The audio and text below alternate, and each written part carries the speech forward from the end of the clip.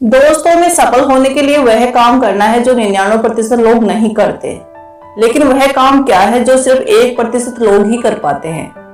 आइए इस छोटी सी प्रेरक कहानी से समझते हैं। एक बार एक चित्रकार ने बहुत ही सुंदर चित्र बनाया। उस चित्रकार को उस चित्र में कोई भी कमी नजर नहीं आ रही थी।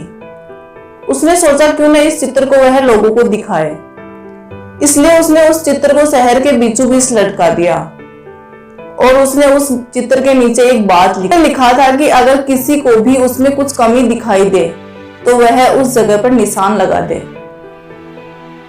शाम को जब वह चित्रकार अपने चित्र के पास पहुंचा तो वह बहुत निराश हुआ, क्योंकि उसके पूरे चित्र के ऊपर निशान लगे हुए थे और वह चित्र पूरी तरह से खराब हो चुका था।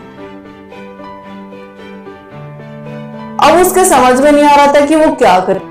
तभी उसका एक दोस्त उससे मिलने के लिए उसके घर आया और उसे दुखी देखकर उसके दुखी होने का कारण पूछा।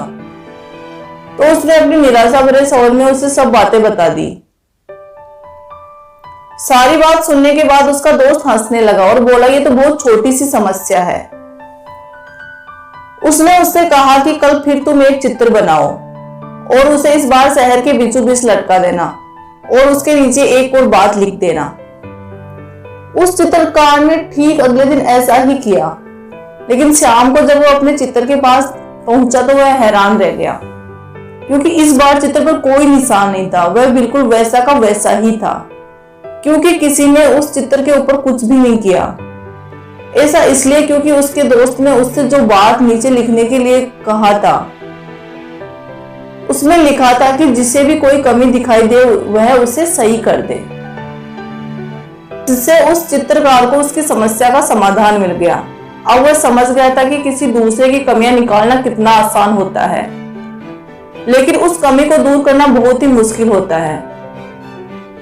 दोस्तों, इस प्रेरक कहानी से मैं आपको यही समझाना चाहती हूँ कि अगर आपको किसी दूसरे में या फिर खुद में कोई कमी दिखाई दे तो उसे दूर करने का प्रयास करें।